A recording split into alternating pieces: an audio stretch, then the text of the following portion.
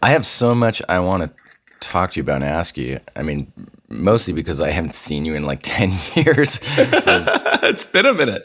And you're a wizard, so that itself just opens up all sorts of doors and questions. Portals. Portals, yes, that's what it is.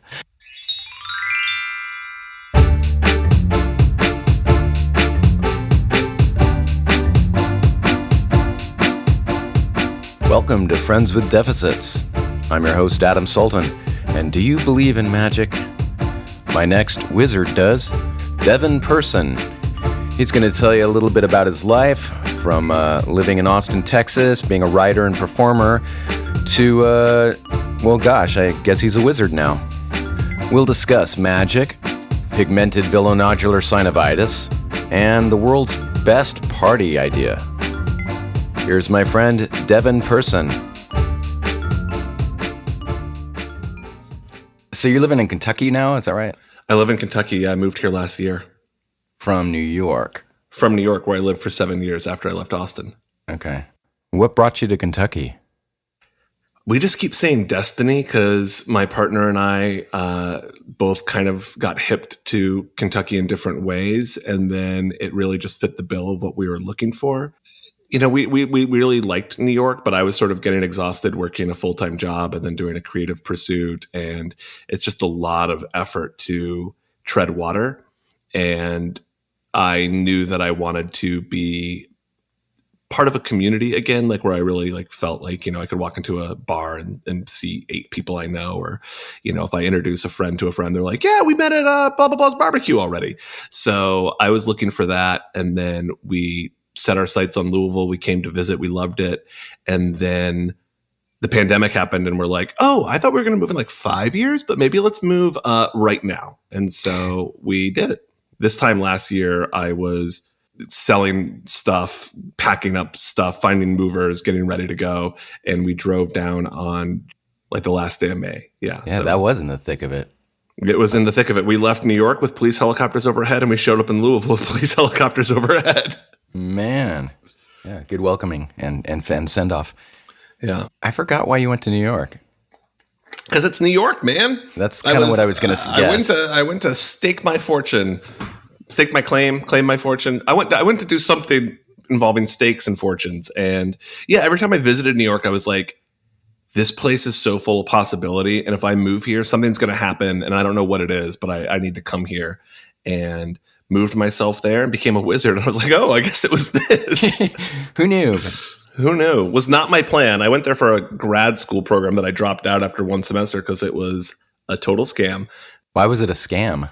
It was a TV writing program, and it was just so clear that they had taken whoever's check cleared, that the instruction was not very high quality, and that we were just going to get out with a bunch of debt. And like, you don't need a degree in television writing to get a job writing on a show. You need to hustle at it and work as a PA and do that kind of thing. So it was just going to be like, great, I have $100,000 in debt. Now time to do internships for 3 years. Like, not going to be a thing. Have you pursued any of that in Kentucky? No. I decided that I didn't want to do that. I realized that as much as I enjoy writing, I enjoy really the experiences on Bedpost Confessions, which is where I met you. Mm-hmm. I was writing a blog at the time, and then it was when I got to be up on a stage and have the audience laughing and reacting to it that I was like, I like this a lot better. And writing spec scripts of Bob's Burgers and trying to get people to read them and give me feedback, hoping that one day I'll get to sit in a writer's room. It didn't seem like it was the path for me. For people who don't know, Bedpost Confessions, how would you describe that? I would call it a mildly not safe for work literary erotica series that happens in Austin, Texas, where people come and read various things of a slightly erotic nature on a stage. And it kind of then creates a great environment where it's like that line where you go and that other people are probably DTF in the crowd and probably DTF in kinky, fun, poly ways, but it's not a sex party. So I think like when you cross the line into sex party, you kind of scare off like 85% of your audience. And when you have a party that's like about sex, but no one's having sex, then you get a lot of people who are like, ooh, we like sex. And they show up. And yeah, it's a fun time.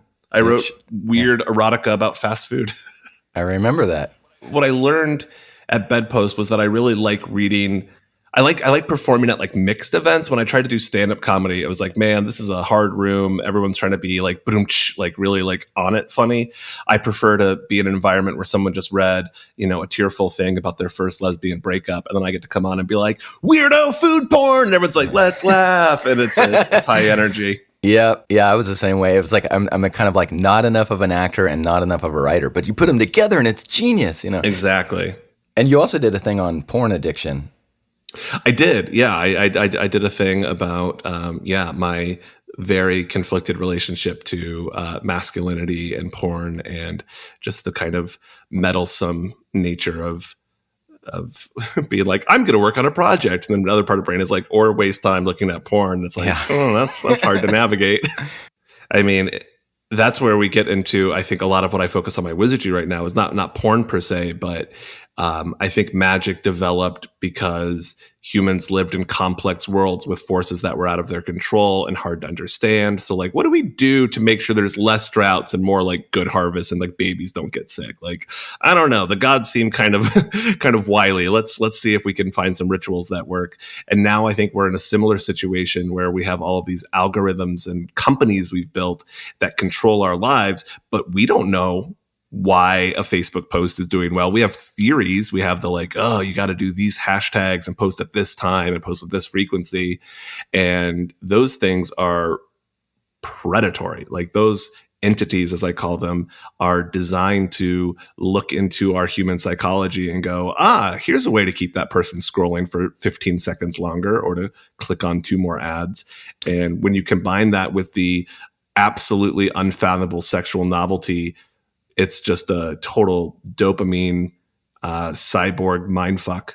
Yeah, I mean, it's like there's no other content consumption that is like it. I think maybe YouTube videos is close, but I think even YouTube videos, people aren't like trying to find like the perfect video of like a guy falling on his cat and the cat reacting. Right. But like porn, you're like constantly, you're like, okay, like what am I looking for? Plus what is out there, and it's always novel and new. I think you'll be like, I've seen that video before once in a while, but for the most part, there's more porn uploaded since I started this sentence than I could watch in a lifetime. Yeah. So we should discuss wizardry. Yeah. Your opening episode, which was, I guess, a live performance in New York City where you came out as a wizard, basically. Yes. Well, that was years after I came out as a wizard, but that was when I started the podcast. Right. Okay. And your podcast is this podcast is a ritual. That's correct. Well, can you sort of give the Cliff Note versions of that talk, just your kind of origin story of how you became a wizard? Yeah, so like I said at some point in this conversation, depending on how Adam chooses to edit it, I moved to New York and I wasn't sure what I wanted to do next. And I'd always felt like I was somebody that was creative, but I wasn't an artist. I couldn't play music. I wasn't. I didn't draw. I didn't have like a medium that I was really drawn to. I'm a pretty good writer, but I didn't really want to sit and like write books that no one read. And so I was kind of trying to figure it out. And I eventually, through a sequence of events, decided that the thing that I enjoyed talking the most about, the thing that I like wasn't actually talking a lot about at that time, because it was kind of my like little private secret. Like if you took me out and we got drunk at a bar at like 2 a.m, I might be like, hey, let me tell you how I think the universe works. And then we'd talk about magic. And it was always really fun. I always enjoyed those conversations, but I'd always wake up the next day a little bit hungover. I'm like, oh no, I talked about magic with that person. Like, whoops. But then I decided like, that's the thing that I would like to talk about for the rest of my life. And I was struggling to figure out, what do I want to be when I'm grown up? And what does grown up mean? What if grown up is really old? Well, then I just bought myself a lot of time. If grown up is 35, like I got to hustle. I got to figure this out and be it right away. And then the rest of my life is going to be, the second part of a behind the music episode where I just like hit my peak and I decline. But if I want to view grown up as like the end of the shuffleboard court, then it's like, great, I'm going to hit it and then fall off the edge, and then I'll be dead. I won't care. It'll be great.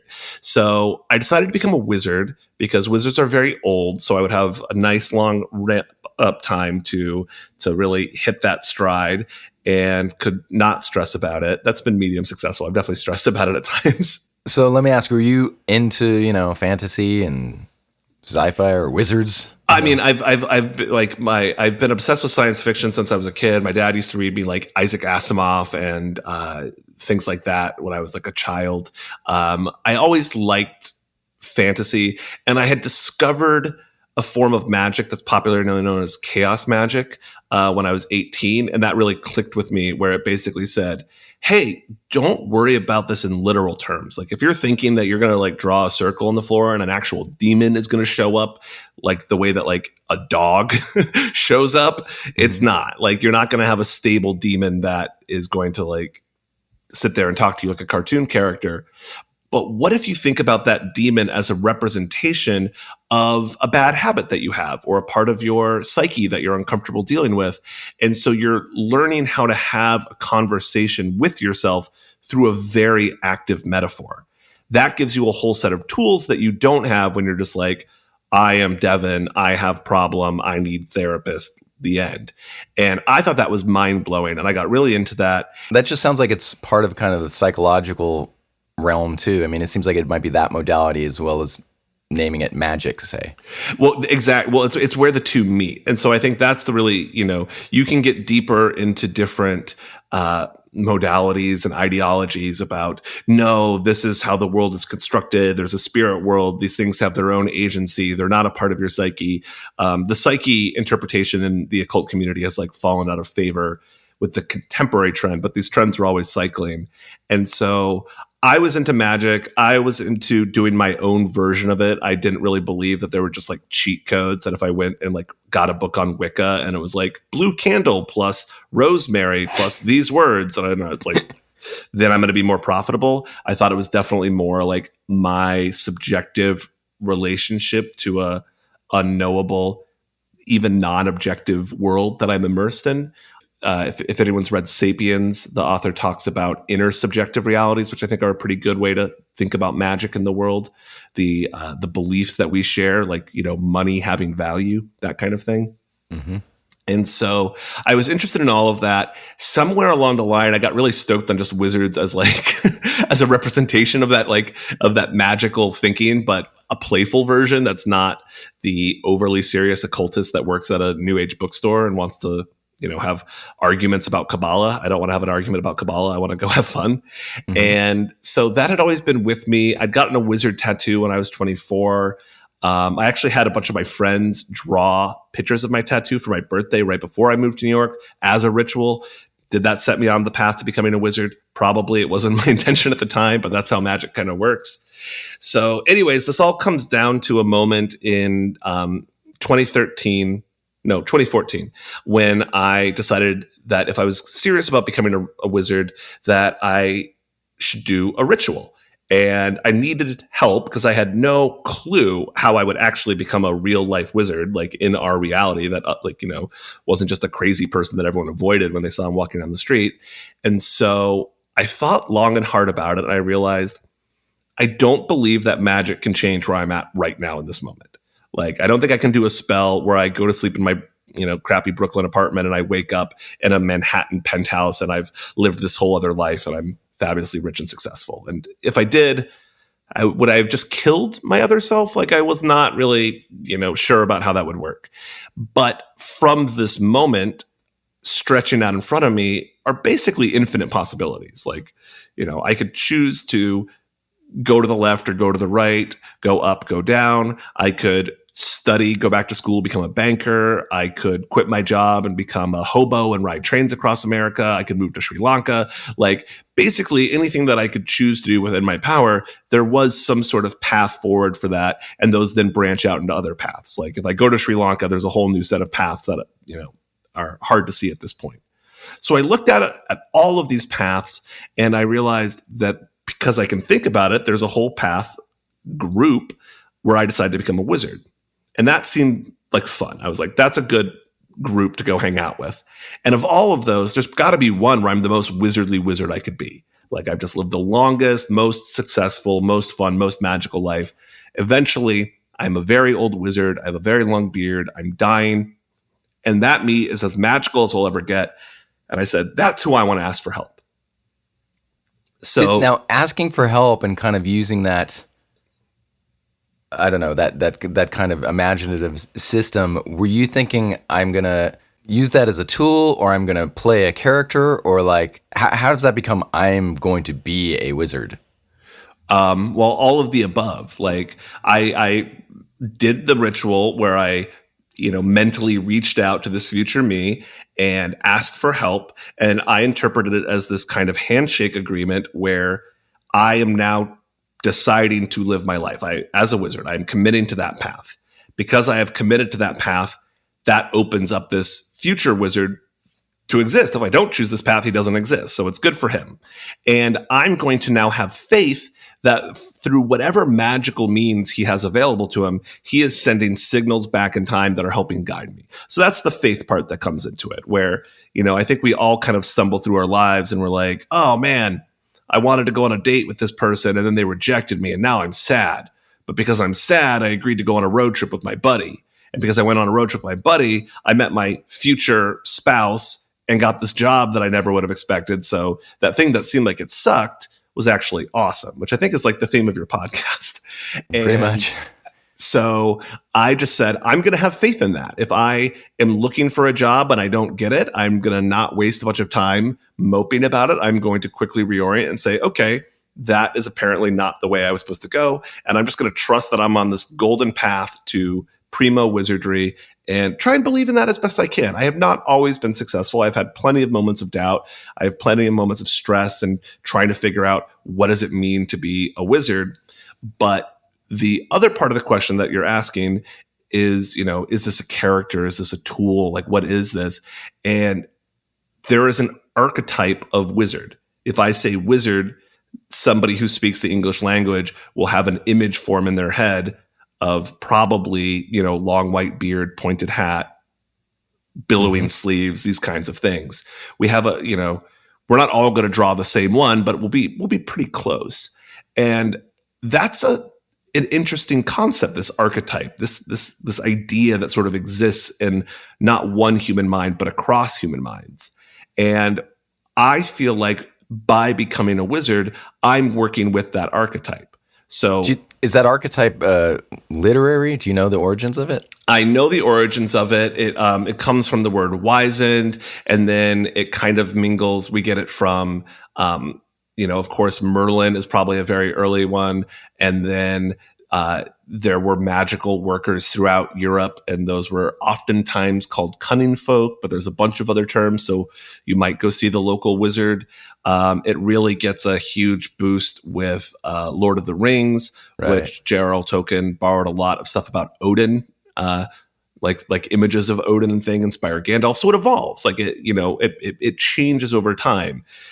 We reject the things that don't feel very wizardly, and we accept the ones that do. Harry Potter has brought it to a new generation. It's continuing to evolve, and by aligning with that, it benefits me, because if someone says, oh, I'm going over to my friend Devin's house for dinner this week, people go, cool, who's Devin? Oh, your friend, great, okay, end of story. If people say, I'm going to a wizard's house for dinner. Wait, hold on. A wizard? What? Like, it's literally a spell to invoke curiosity and wonder. And there is you can almost imagine like an aura that is not just around my physical person, but around my social network, where people are stoked that they are friends with a wizard. They tell stories about it at parties. It has a different energy. So that benefits me. And then the wizard archetype itself, if someone's like, hey, like, what's the deal with wizards? And they find my podcast, they now know more about wizards. I think in the 21st century, we're going to have more people saying, hey, the world's a fucking shit show. No one knows anything. Maybe I should become a wizard too. And then, we'll have more and more of them popping up. There's other wizards in the world already. I'm not the first person to think of this, although I wasn't aware of them when I made the decision. I only found them afterwards, which leads me to wonder, did I shift my reality or did they always exist?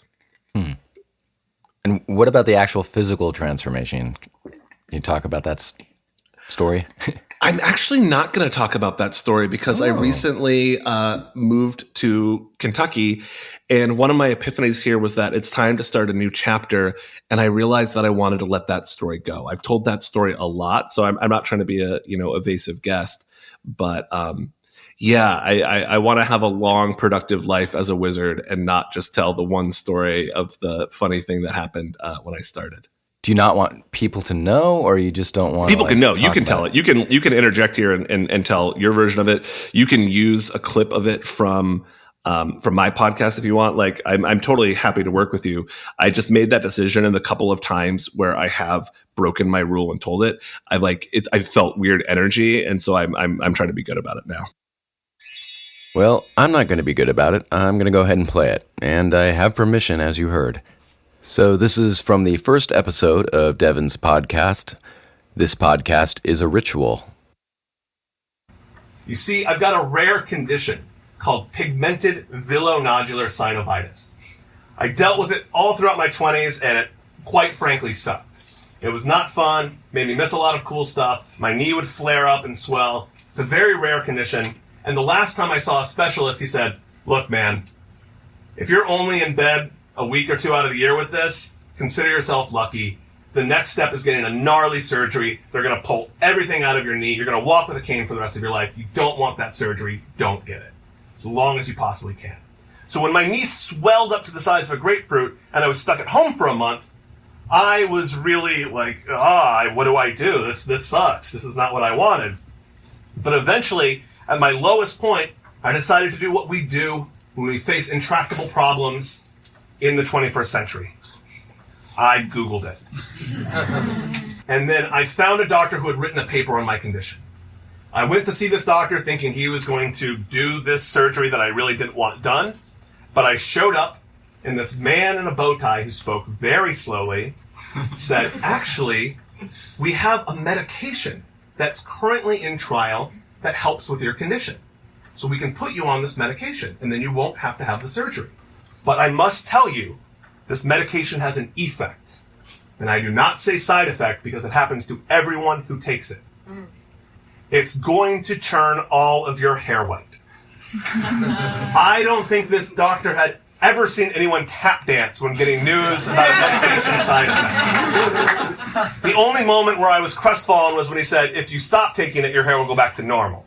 But that was unbelievable proof for me that my spell had worked, the magic was flowing, and I was really going to transform myself into a wizard. And since then, that is what's happened. One of the reasons that I became a wizard is because I wanted to get out of just the standard, like, what do you do? Here's my day job conversations. And I've just had a lot of times where I've gone not quite into autopilot, but into like performer mode and like told this story. It's a great story, but one, my hair is now changing back. I'm still on the meds, but it's like the effect has decreased.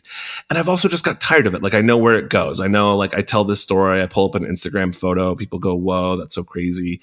And so I'm just ready to do something different. It's like the band, that goes on tour and they're like, "Hey, like we don't really want to play like the first album. We want to play some new songs that we're writing."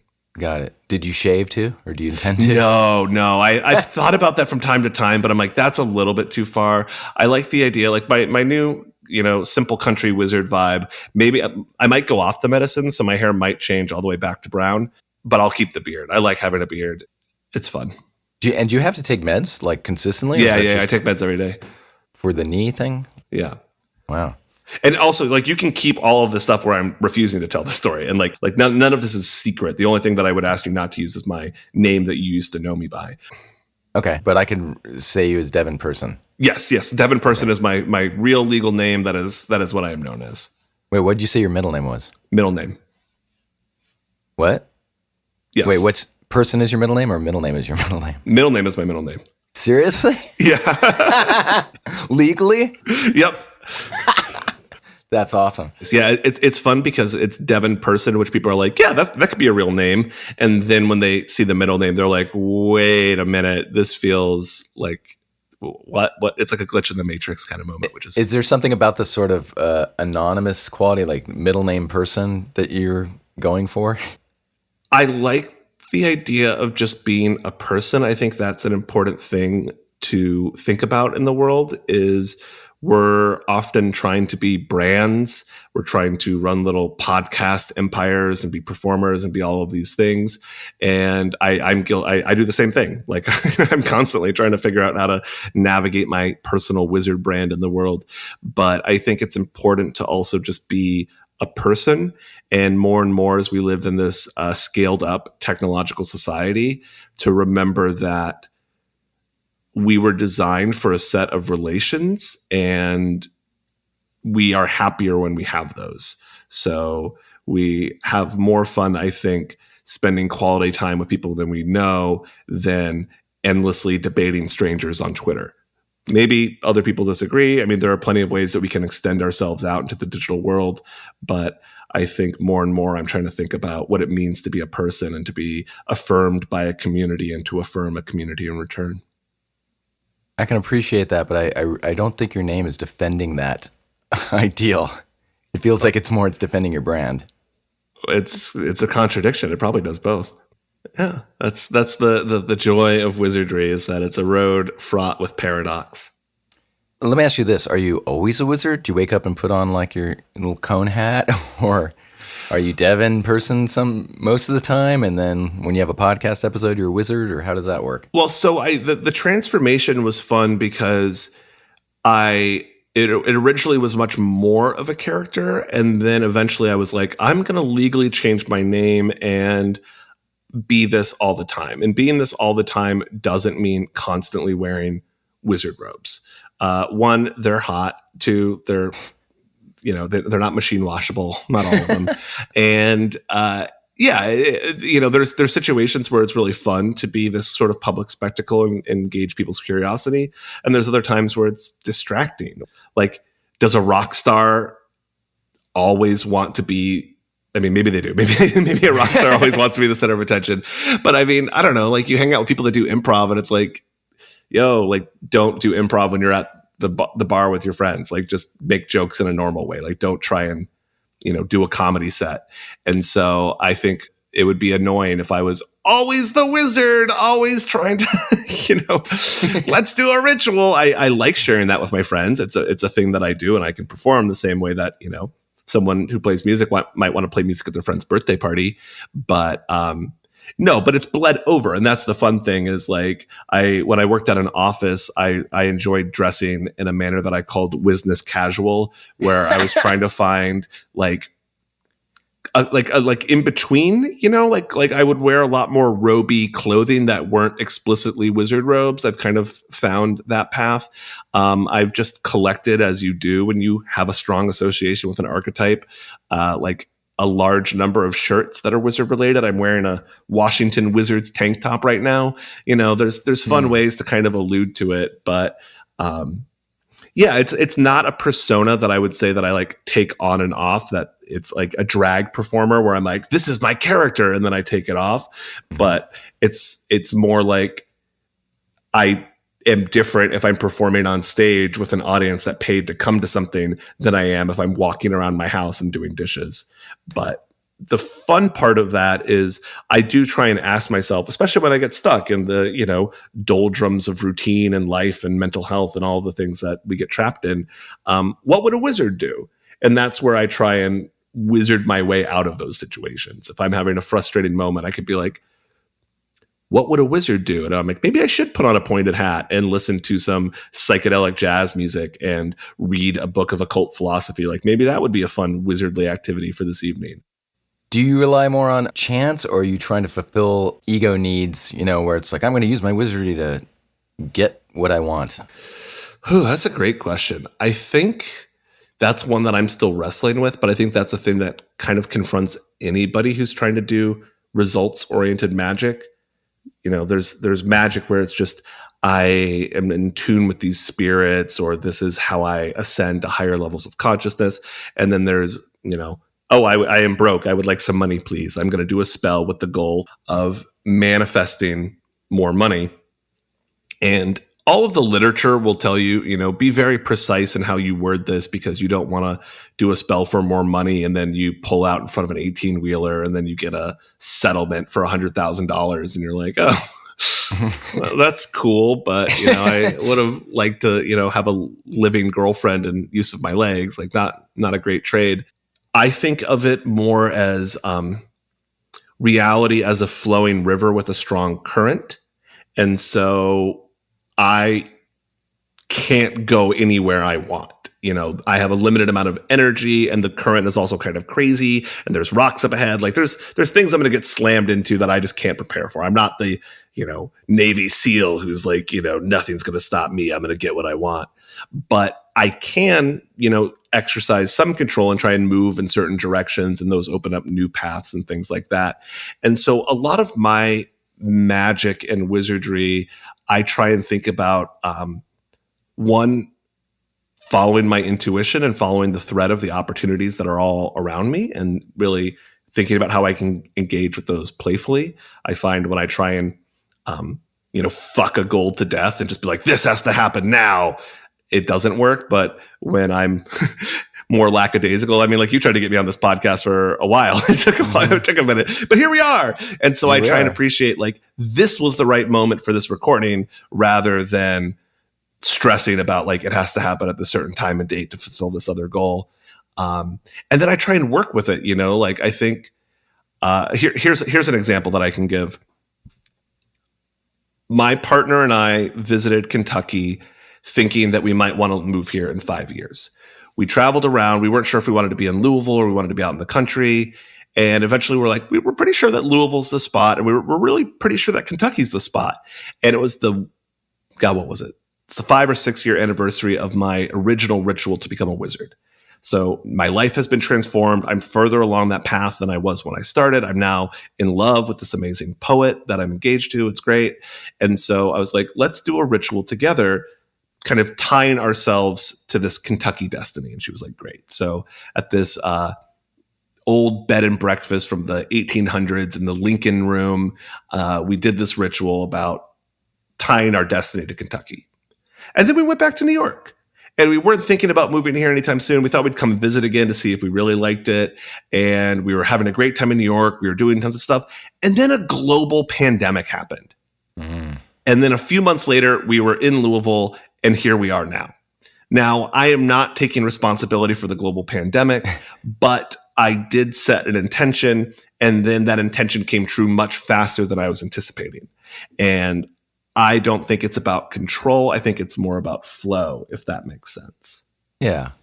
And I think intention, I think that's really important. People don't often think that matters, or having some sense of aspiration and working with mind and thoughts and exactly desire.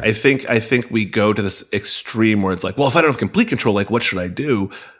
And then it's like, no. Like, if you have a Saturday that's wide open, think about it in the way that I just spelled out of, there's all of these paths of possibility. What is going to lead you in the right direction? Like, do you want to go to the bar at 1 o'clock and, like, drink outside with your friends? Or maybe you would have more fun driving to San Antonio that day, having an adventure, doing something that you wouldn't normally do, calling an old friend. If you take that moment and pause, you realize that there's more options than we normally consider. What do you think a wizard is? Like, if you're talking to your older, wiser wizard, because to me, there's a quality that's just your best manifestation of being a human being. I don't know how you see it. Like, how do you perceive that? Sure. So I do try and touch base with, what you might call your higher self in a more new age context. I call it my higher wizard.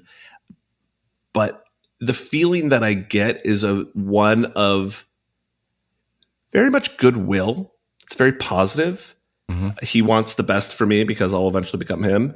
And also, it's very chill and very good sense of humor. So when I go and, take a moment to close my eyes and tune in with myself and go for counsel, it's rare that I get this life coaching strategy session of, all right, here's exactly what you got to do, blah, blah, blah, blah, blah. Let me spell it out. Instead, I get, why are you worried about this? Why are you worried about this? Don't you see how ridiculous it is? Turn around, go spin in circles. It's fun. Like, do something different.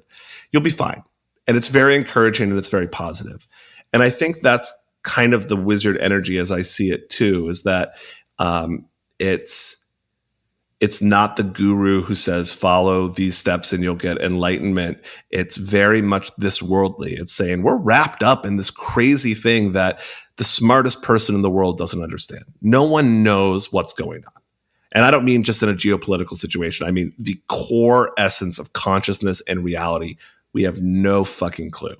We could say we have done all of this logic and we have decided that God does not exist. And tomorrow, a 300-foot tall, bearded, robed, old school biblical God could show up in Times Square. I'm not saying it's likely, but it's definitely possible. So I think in an insane world, wizardry is a way to get in on the joke and try and have some fun with it. You talk about like the person you're going to become or you're becoming. What makes you think you're not that person already? I think that I am. I think of this phrase where I can never remember where I found it. I think it was from a comic that was referencing something. I don't know. But this idea of living for the long body. And so you could view yourself as this creature that starts as a sperm and ends as dusty bones and is this centipede thing that extends through time. And if you take that extremely literally, then you have a very fatalist perspective where it is everything I'm doing is just the next step in this and it already exists and it's completely set. I don't subscribe to that philosophy. I instead think of that future self and I as playing Marco Polo with each other, that it's a possibility that is very strong and radiant and it's calling out to me. And I am taking the steps that I hope are in that right direction. And again, having faith that when something goes right or goes wrong, I'm trusting that this is the right way and not agonizing over it and trying to just focus on moving forward. But I don't think the future is guaranteed. I like Terminator 2. There's no fate but what we make for ourselves. So I think it's about navigating that stream more than riding the roller coaster with the set track. It seems very tied into the Buddhist notion of karma in the pure sense of cause and effect, and that we can't do anything about our past, but our future is open, and how our actions matter. Exactly. I am the product of so many different things that led me here, and of all the possible me's I could have been. I mean, think about the procreative act. Millions of sperm are released, maybe more. I forget the exact number. It's like 14 million, something like that. That is so many different yous you could have been. Just in that one moment, there are 14 million, I'm just going to use that number, possible yous that could have gotten into that egg and then existed.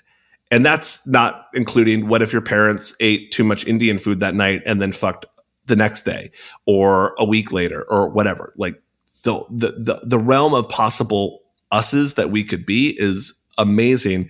And so I think one aspect of it is gratitude of, wow, is my life quote unquote perfect? Do I have all of the money and wealth and fame that I'm supposed to have? No, but no one does. And I think the people that do are also weirdly dissatisfied in certain ways. I think that's a part of the modern condition. But holy cow, what an interesting string of events that led me to be here. So when I first showed up in Austin, I was staying with someone that I'd only met a couple of times out on Old Torf. And I was just going to stay there for a few nights, check out Austin and keep traveling. I was literally Craigslist ride sharing my way across the country. And the first night I was there, his partner complained about her stomach hurting. And we thought, do you need to go to the hospital? She says, it hurts a lot, but I don't think so. I wake up the next day. He goes, her appendix burst. She had to go to the hospital. You can't stay here. But we have some friends that know other friends of yours. So they are 1 degree of separation away. They have a place. I'm going to take you there. You can stay there. So I go to stay with these random strangers who I've never met before, and they live in a much better place in a much cooler part of Austin. I instantly hit it off with them. I end up staying with them for a month while I get on my feet, and I end up moving to Austin. So if that person's appendix hadn't burst, I wouldn't have met you. I probably wouldn't be a wizard. Boggles the mind. Yeah, it's endless. It's endless. And so I'm trying to, one, appreciate the karma, as you put it so well, that has led me here, and appreciate that, and then open up to, if we look into the future and we see it as a fixed path, that's an illusion. And I'm constantly, it's a practice. It's an effort to remove those patterns that cloud our mind and limit our vision, and pull back to realize that there is more possibility. And we don't want to discard pattern completely. I don't want to wake up in a different country every day. I don't want to have no friends that I recognize. I moved to Kentucky because I wanted to walk into the local coffee shop and see people I know. So I think it's about that balance between pattern and possibility. Do you feel like you can have all of this without magic and wizardry? Oh, yeah. Like, is it an effort? Does it sometimes get tiresome? Yeah. Oh, constantly. I mean, it's weird to navigate being what is largely a fictional thing in an actual physical world. I can't literally foresee the future in my crystal ball. I can't shoot fire out of my fingertips. I'm not actually a stage magician. So if you want me to do a card trick, I'm not going to do that. But I think what I have been drawn to and what I enjoy the most are when I get to not preach to the choir, not talk to the people who already believe in magic and metaphysics and have a school of thought that they've aligned themselves with, but when I get to connect with somebody and show them that there's so much magic in them already, and watch them activate it and watch them lighten up. I think that's really cool. That kind of magic is in some sense inherent to who we are. You've said before how you're not going to be this magic wizard doing all these crazy spells and things, but maybe that's not what a wizard is. I mean, yeah, I am very skeptical of the human optimization movement, the podcasts that are all about waking up at 4 a.m. to take cold showers and then do your kettlebells while listening to a podcast on 4 times speed, so then you can check your LinkedIn messages and yada, yada, yada. What's his name? Gary Vaynerchuk. Fucking hate that shit. I hate that shit. I think it works for some people. Maybe you're Tony Robbins and you wake up and you eat 100 apples and jump on your trampoline, and then you go to a motivational seminar and it's great. But I think everyone's unique. And so I'm not trying to prescribe a one-size-fits-all solution. When I work one-on-one with people and I go into those sessions completely blank because I don't know what their story is, I don't know what they think their story is, and I don't know what the right thing for them is at any point, but I can at least guess and inject some new ideas in that hopefully bring their magic to the surface and they find empowering, which when I get feedback that it worked is that's the coolest part. It's always like you're a meditator, right? That's what yeah. Like if you can give somebody a tip about how to be mindful for just a moment, and then they tell you 3 months later, they're like, hey, I had this like road rage moment and I was about to explode, but then I remembered that thing that you said about like, taking a breath, and I really like dropped that anchor and I was aware of it. Like, that's really cool. I have a confession. I'm not a wizard. I know what you're thinking, but Adam, then how do you possibly keep us so well informed and entertained while hosting such amazing guests in a format that's free and accessible? Well, believe it or not, Friends with Deficits does not run on magic. One of the things that helps it run are the generous patrons who support the show. You can be one by visiting patreon.com/friendswithdeficits. That's patreon.com/friendswithdeficits. For a one-time or monthly contribution as small as a speck of fairy dust or as large as a gold mountain, you're helping this show get made and stay up and running. That's enchanting. And you'll have access to our patron-only feed with exclusive material from the show and other personal goodies. Please consider it. Cast your spell at patreon.com/friendswithdeficits. Thank you. And now, back to the magic. I'm very resistant to telling other people they should become wizards. I think in one of my things that I think about is the wizard is not the hero. I think in the wizard archetype, even in Harry Potter, Harry Potter is a wizard, but Dumbledore is the wizard in that story. Dumbledore is the figure that helps Harry on his journey, but also doesn't do it all for him. Dumbledore doesn't go and kill Voldemort and say, hey, I solved this problem for you, Harry. He gives Harry tips and advice and counsel and guidance and love and is supportive as Harry figures it out for himself. So that is what I, as an imperfect human trying to embody a timeless fictional archetype, try my best to do, is to be the fun wizard that someone can say, hey, once upon a time I met a wizard on the subway and had this experience, and that helped me think about this other thing. I want to be people's appendix burst moment, if that makes sense. I want to be a very useful fork in the road that they can reflect back on. And yes, there's so many people that do this without robes and a hat, but you don't need a glitter bodysuit to play rock and roll, but it's more fun if you have fun.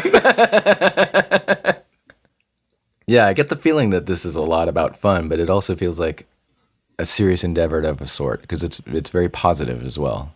That's one of the things that was like the best compliment I ever got. Was a friend and I did a show together about the wizard archetype that was at a movie theater. So we were showing clips of different things and giving different presentations. And he said, it's really fun to watch you work because people show up because they're curious and they're like, does this guy take this serious? Does this guy seriously think he's a wizard?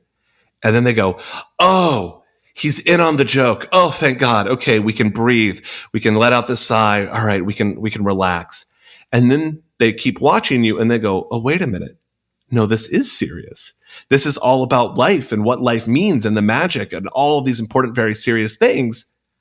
Oh, and then he's telling us to be silly with it and to enjoy it and to relax. And it keeps going through those cycles of using the wizard archetype to bring you in and then using humor to let it out. And I think that's kind of how I feel the wizard archetype move through me most effectively. I feel like there's so much kind of self-help modalities and things where I personally, and I know others probably, get so frustrated because you're trying to do this thing that somebody's prescribing and there's no humor in it, that doesn't feel like there's any chance for failure because if, millionaires don't fail, they get up every morning and blah, blah, blah, Oh my God. Yeah. And that's the real origin story. As I was working in customer support and seeing websites for people that were life coaches and yoga teachers and, come to my meditation retreat. And they were the most toxic customers. They were the ones that were sending in all caps emails that were super stressed out and super shitty and angry. And I just thought, I'm never going to be perfect, but if I can be a wizard and remember this, that'll be the best that I can do like you said earlier, am I a wizard all the time? Well, I'm not perfect, but I try to remember, to embody this. I have a rule that I'm never allowed to get up and go yell at someone to be quiet because I'm trying to meditate. What is my goal in meditating? To be aware. Okay. Am I aware of being annoyed? Yes. Do I wish that my neighbor was not listening to talk radio right now? Yes. But I'm going to try and check with myself before I go scream. And I think a lot of self-help stuff weaponizes people's anxieties into a capitalist pyramid scheme. I think you see a lot of things that promise you magic. They promise you that I will radically transform your life and you will be free of all these things and you will live the perfect life you always want.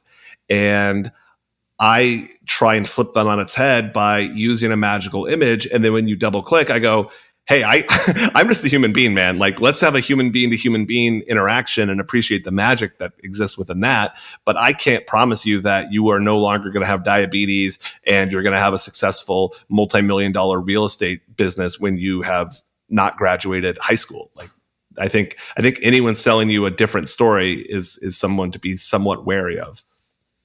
Well put. Wow.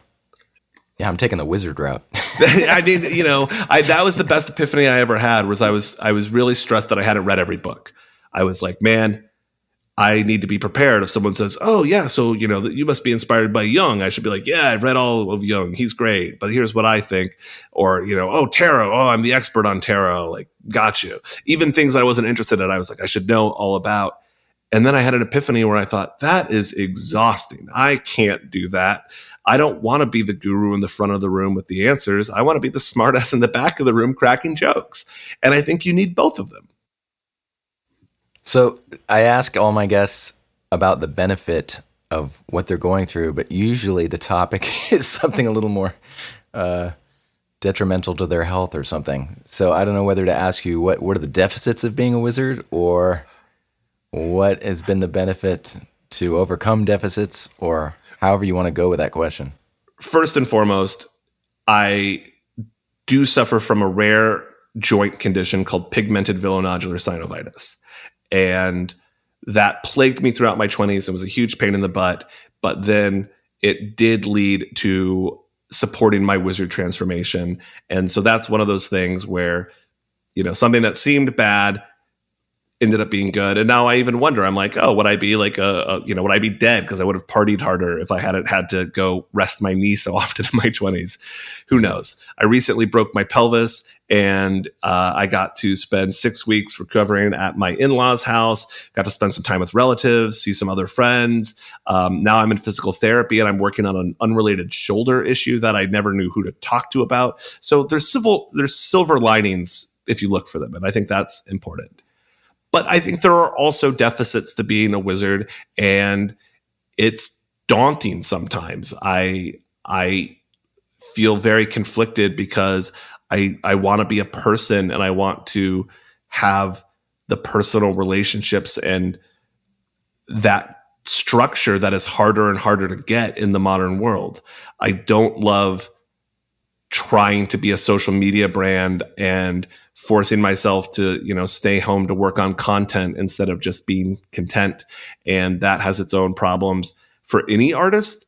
I'm not jealous of my friends that are trying to make it as a musician or a painter right now. It's a hard time to try and get attention in a crowded, loud world. Mm-hmm. But it feels extra hard sometimes with wizardry because I don't know what I'm doing. I don't know where I'm going. And I don't want to be a fraud.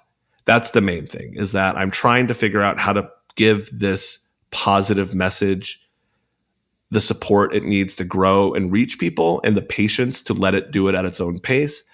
But I also will compare myself to those people that I have a lot of objections with. I'll see somebody who has got a profile in Vice because they're a new age crystal dolphin whispering healer, and they're giving guided tours around Burning Man for $5,000 a pop. And I'm thinking, why am I here schlubbing away at a day job when I could be a tantric guru that's teaching people how to have better orgasms? I don't know.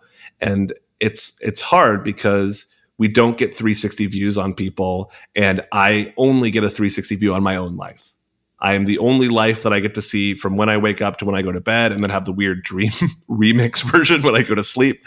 And it's very easy to compare yourself to the fractions and snapshots you get on Instagram or with a phone call or a podcast. I could talk in this podcast about, I have a bunch of anxiety and depression and struggle with self-esteem. And then someone's still going to go, man, that wizard sounds like he's got all the answers. The same way that you hear someone talk about, I struggled for 10 years, broke, destitute, everyone telling me I was crazy. And then I hit it rich, and people go, yes, I'm going to do that. And then they're a year in and they're going, man, I'm broke and I'm destitute and everyone's telling me that I'm crazy. What am I doing? And it's very hard to keep that flame lit that you're going to strike it rich, especially when it's, survivorship bias. We only hear the stories from people that made it. No one goes on tour to talk about how they kept at it and gave it their all and eventually succumbed and lived with their parents and were broke and miserable and regretted all their life decisions. I will literally hang out with a friend where from the outside, I think they're doing well. And I will hang out with a friend and they're going, man, I'm having these really bad health problems and I'm getting a divorce and my career is actually in shambles. I know that you thought it looked cool from the outside, but I'm actually miserable and I hate what I'm doing and I have no idea what I'm going to do and I'm freaking out. And I will come home and I'm like, man, That's so awesome. They got that movie part recently. Yeah. And I feel jealous. They've literally just told me it's like someone's eating a meal that looks good to you, and they're like, this pizza is full of broken glass, and it's literally killing me as I swallow every bite. And I'm going, pizza.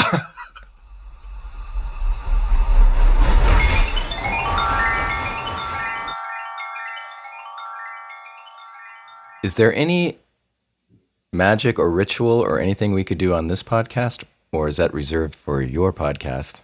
Oh, we could totally do one. So the coin one is great. I for your listeners, I'm a huge fan of this thing called Coin Night, and it's basically a way to play it with friends where you're out at, let's say, a bar, and Coin Night always starts by asking the coin, is it coin night? Heads is always yes, tails is always no. If it says no, it's not coin night, you don't play. If it says yes, the coin is now magic, and for the rest of the night, anybody can propose a question, but the group must agree on it unanimously. So if someone says, I don't want to ask the coin that question, you don't ask the coin that question. And then all coin decisions are binding. So should we go get burritos after this drink? Everyone says yes. Flip the coin says yes. It's time to go get burritos. Don't second guess it. Don't break the magic of the coin. And this is really fun because you get to play with both the randomness, which will quickly develop into a personality, and the energy of the group. What questions does the group propose? Which questions does the group veto?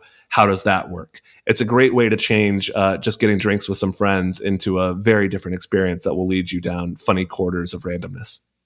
That is the best night ever. It's great. And then what's really fun is, like I said earlier, this is not just for the magic weirdos that you know. I remember playing it at a family reunion, and my uncle was really drunk and kept asking really dumb questions, and the coin was just ruthless about shutting him down. And then my cousins were all like, oh my God, this is so fun. Is it coin night? You know? And I have friends in Kentucky that it took a moment. You know, there's a couple times we play with a group and no one really gets how to engage with it. Everyone just goes back to the normal routine. But when it breaks through, now I have friends that go, hey, is it coin night? And they know how to bring that up on their own and share that. And can anyone flip the coin? Anyone can flip the coin. Yeah. Did you make that up, or is that? No, somebody told me about it who found my business card in a coffee shop, and then was this like young kid that called me out of the blue and asked me what I thought the stock market was going to do because he's in finance, and then wanted to get coffee. And then he was like, I like your take on magic. My friends and I have this thing called Coin Night. I was like, that's the best thing I've ever heard. And there we go. It spreads from one person to another. That's great. I'll probably edit everything else out and just keep that little nugget. This nice little tight 5-minute podcast episode. Here's Devin with Coin Night. Yeah. Well, it was great talking with you and learning a little bit more about wizardry and magic. Yeah, and also I'm going to be in Austin in October and would love to see you, and we can go out to a bar and perhaps play Coin Night. Fantastic. Is this the end of the episode? Apparently so. I'd like to thank my friend Devin Person for speaking with me. You can find out more about him and his podcast at personisawake.com. And you can find Friends with Deficits wherever you get your podcasts, as well as at friendswithdeficitspodcast.com. You can also find us on Facebook and Instagram. And please visit patreon.com/friendswithdeficits to help support the show. Once again, I'm Adam Sultan. See you in the future. Now.